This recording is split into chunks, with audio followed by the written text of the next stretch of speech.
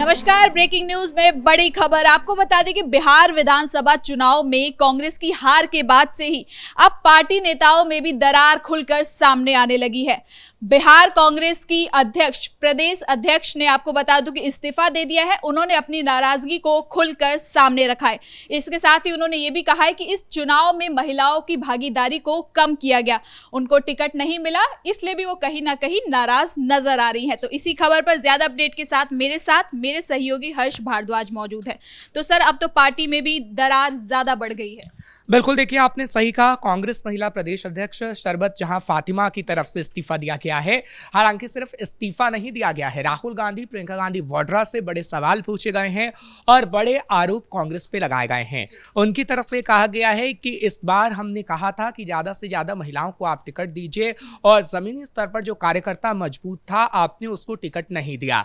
और उन्होंने ये बात भी कही कि जब राहुल गांधी आए, एक बड़ी मीटिंग की गई, तब भी उन्होंने इस बात को उठाया था, लेकिन राहुल गांधी ने उनकी बात को नहीं माना। नतीजा ये रहा कि कांग्रेस 6 सीटों पर सिमट गई और उन्होंने ये भी कहा कि कांग्रेस अभी 6 सीटों पर सिमटी है, लेकिन बिहार में एक दिन ऐसा होगा जब कांग्रेस 0 सीटों पर सिमट जाएगी। और वाकई उनका ये कहना सही भी था, क्योंकि हमने देखा है, चाहे फिर आरजेडी में हो या फिर कांग्रेस में हो, जमीनी कार्यकर्ताओं की बात बिल्कुल नहीं सुनी गई। और आज उसी का परिणाम हम देख रहे हैं कि बिहार में एनडीए के मंत्री ने शपथ ले चुके हैं और इस वक्त नीतीश सीएम बन चुके हैं, जबकि अब महागठबंधन बार बार दावा कर रहा था, पोस्टर तक सीएम के लग गए थे और कांग्रेस भी दावा कर रही थी कि जितनी सीटों पर हम चुनाव लड़ रहे हैं उतनी सीटों पर जीत ही जाएंगे। लेकिन आपने जो गलतियां की हैं उसको बताने का काम आप ही के लोगों ने किया है। लेकिन ये कहते हैं ना कि घर की मुर्गी दाल बराबर, और वही कहीं ना कहीं कहावत यहाँ सेट हो गई और उन्होंने उन लोगों को समझा नहीं। ना तो आरजेडी में कुर्ता फाड़ प्रदर्शन हुआ, 25 सीटों का श्राप दिया गया और वो श्राप लग भी गया। कांग्रेस में हमने देखा कि कैसे अभी जो महिला अध्यक्ष हैं उनकी तरफ से कहा गया कि मैंने भी कहा था कि आप 6 सीटों से ऊपर नहीं ले पाएंगे अगर आप सभी कार्यकर्ताओं को तवज्जो नहीं देंगे, और ये बात सच साबित हुई। हालांकि वो इस्तीफा भी मांग रही हैं प्रदेश अध्यक्ष राजेश राम का, और वो कह रही हैं कि राजेश राम जब अपनी ही सीट नहीं बचा पाए तो उनको इस्तीफा दे देना चाहिए, राहुल गांधी को इस्तीफा सौंपना चाहिए। और प्रियंका गांधी वाड्रा जो महिलाओं के लिए इतनी बड़ी बड़ी बातें करती हैं, आखिर बिहार के अंदर महिलाओं के लिए प्रियंका गांधी वाड्रा ने चू तक क्यों नहीं कहा? जब मैं इस बात को बार बार उठा रही थी कि महिलाओं को सबसे ज्यादा टिकट दीजिए। ये बात जाहिर है कि महिलाओं को लेकर जो कांग्रेस इतनी बात करती है, बड़ी बड़ी बात करती है सशक्तिकरण की, तो आखिर यहाँ वोटिंग परसेंटेज में उन्हें इतनी कम सीटें क्यों मिली महिलाओं को? बिल्कुल, सवाल यही है ना। हालांकि देखिए, कोई भी फॉर्मूला अगर कांग्रेस बनाती है तो उसमें धाराशायी हो जाती है, क्योंकि वो गलत लोगों का कोई सलाह लेती है। कहते हैं कि किसी का भी सलाहकार बहुत अच्छा होना चाहिए, तभी निर्णय अच्छे आ सकते हैं। लेकिन जो सलाह कांग्रेस को दी जाती है, जो सलाह आरजेडी को दी जाती है, आरजेडी में देखिए अभी हलचल है कि संजय यादव ने जो सलाह दी, रमेश नेमत ने जो सलाह दी, उसके कारण ही 25 सीटों पर आरजेडी सिमट गई। वैसे ही कांग्रेस में यह है कि कांग्रेस में जो सलाह राजेश राम की तरफ से दी गई, अल्लावरू की तरफ से दी गई, वो गलत दी गई और इसी वजह से कांग्रेस आज धाराशायी हो गई। तो सलाहकार आपको जितना बढ़िया होगा उतनी आप कहीं ना कहीं सीटें भी लेके आते और आप अपनी सरकार भी बना लेते, लेकिन जमीनी स्तर पे तो आप वैसे ही मजबूत नहीं थे। दूसरा, आपका सलाहकार बेहद कमजोर निकला, जिसने आपको हराने का काम कर दिया। अब सवाल यही है कि क्या प्रदेश प्रभारी अल्लावरू या फिर प्रदेश अध्यक्ष राजेश राम इस्तीफा देंगे? क्योंकि इस्तीफे की मांग इस वक्त शरबत जहां फातिमा कर रही हैं। हालांकि मुसलमानों को लेकर भी उन्होंने कई बातें कही हैं कि जो पार्टी अपने आप को मुसलमानों की पार्टी कहती है, उनकी पार्टी के नेता खुलेआम ये कहते हैं कि कांग्रेस मतलब मुसलमान, मुसलमान मतलब कांग्रेस। लेकिन मुसलमान के लिए कांग्रेस ने कब बड़ी योजना की बात करी? मुसलमान को कितनी सीटें देने की बात कांग्रेस ने की है?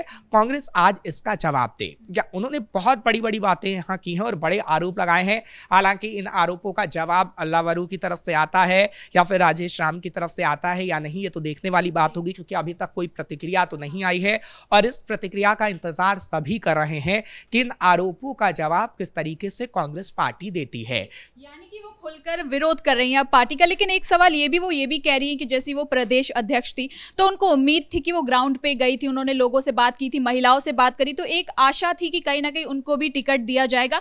तो बाकी महिलाओं की तो बाद में बात करें, लेकिन उन्हें खुद भी टिकट नहीं मिला।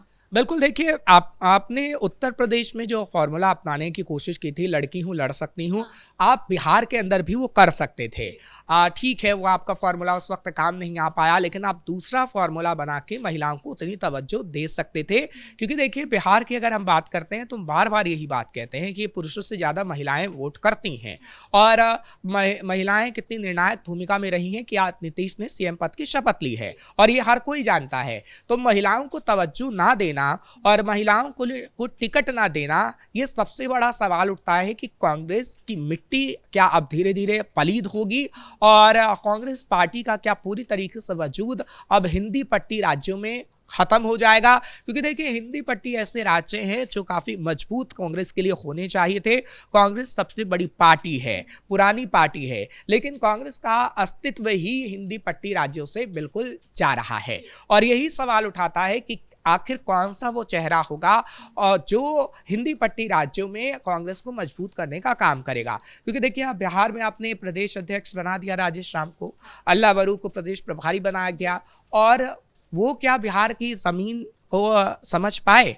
क्या उन्होंने संगठन को मजबूत करने का काम किया? शायद नहीं। ठीक है, आपने आज़ादी के बाद दिखावे के लिए CWC की एक मीटिंग कर ली, उस मीटिंग भर से ये नहीं हो जाता है कि आप मीटिंग कर रहे हैं और वहाँ पर मीडिया के सामने आके कांग्रेस के सभी नेता दावा कर रहे हैं कि हम सरकार बना लेंगे, लेकिन उनको यही नहीं पता है कि कांग्रेस कितनी मजबूत है, और उनको यही नहीं पता है कि बिहार के अंदर कितने जिले हैं। तो आखिर वो नेता क्या करेंगे बिहार के अंदर? आपको उन नेताओं को कहीं ना कहीं उतारना चाहिए जो कहीं ना कहीं जुड़ा हुआ था बिहार से। ठीक है, जनसुराज को हमने देखा कि जनसुराज ने दावा किया, जनसुराज नहीं जीत पाई, लेकिन जनसुराज ने जमीनी स्तर को समझा और उसी के अनुसार हमने देखा था कि टिकट देने का भी काम किया था।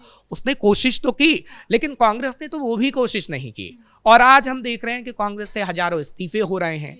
इस्तीफे की वजह ही यही है, और आगे आने वाले समय में आप देखिए रहेगा, निश्चिंत रहिएगा कि 2027 में भी बिहार वाला हाल ही होने वाला है।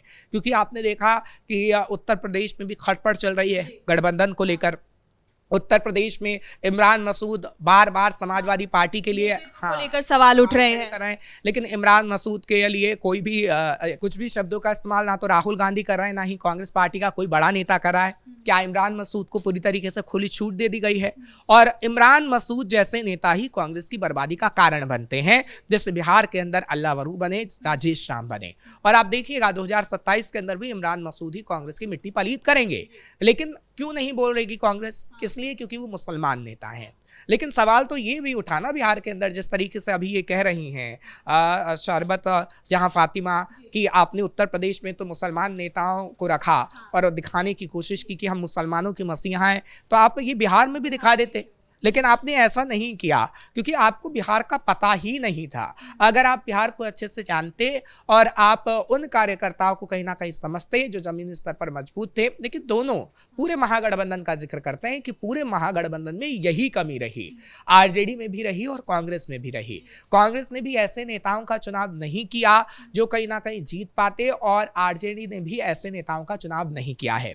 आपने देखा 50 से ज़्यादा उम्मीदवार यादव उतारे गए, ऐसे में गैर यादव नाराज हो गए आरजेडी से। ऐसा 2020 में नहीं किया गया था, लेकिन क्या संजय यादव ने जो सलाह दी वो क्या काम आ पाई? और ऐसे में हमने देखा कि आरजेडी 25 सीटों पर सिमट गई। यही कांग्रेस के साथ हुआ। कांग्रेस 70 सीटों के आसपास चुनाव लड़ी, लेकिन कांग्रेस को सिर्फ 6 सीटें हासिल हुई। एक तो इसलिए कि वो फ्रेंडली फाइट लड़ रही थी, और दूसरा इसलिए कि उसने उन कार्यकर्ताओं को तवज्जो नहीं दी जो ज़मीनी स्तर से जुड़े हुए थे, जो जानते थे कि हाँ, हमने जितनी मेहनत की है और जनता उस मेहनत का हमें कहीं ना कहीं फल दे सकती है, उसको आपने मैदान में ही नहीं उतारा। तो ये सवाल उठाता है कि आप इन सवालों का जवाब आखिर कब देंगे? क्या राहुल गांधी इन सवालों का जवाब देंगे? क्योंकि सोनिया गांधी तो इन सवालों का जवाब देने के लिए अभी लगता नहीं है कि वो दे पाएंगी, क्योंकि देखिए सारी जो जिम्मेदारी है कहीं ना कहीं राहुल गांधी के ऊपर है। राहुल गांधी बड़ा चेहरा भी है। इसके साथ उन्होंने ये भी जिक्र किया है कि जो चुनाव में बीच चुनाव में जो राहुल गांधी ने चुनाव की अनदेखी करी है, कहीं ना कहीं वो भी हार की वजह है। देखिए, हार की वजह हर कोई जानता है कि राहुल गांधी का चेहरा ही है, और राहुल गांधी ने बिहार में आकर ना सिर्फ आरजेडी की मिट्टी पलीद करने का काम किया है, बल्कि कांग्रेस को भी पूरी तरीके से डुबो दिया है। और आप देखिएगा उत्तर प्रदेश में भी यही हाल होगा। बहुत बहुत धन्यवाद सर इन तमाम जानकारी के लिए। तो कुल मिलाकर बिहार कांग्रेस की प्रदेश अध्यक्ष ने इस्तीफा दे दिया। इसका कारण उन्होंने ये बताया है कि महिलाओं को तवज्जो नहीं दी गई। वो खुद एक प्रदेश अध्यक्ष थी, लेकिन उसके बावजूद भी उनको टिकट नहीं मिला। तो यानी कि अब जो खुलकर नाराजगी है पार्टी नेताओं की, अब वो कांग्रेस के लिए कहीं ना कहीं मुसीबत बनती नजर आ रही है। अब देखते हैं इस पर क्या कुछ कांग्रेस की प्रतिक्रिया निकलकर सामने आती है। फिलहाल ब्रेकिंग न्यूज में इतना ही। देखते रहिए कैपिटल टीवी बिहार।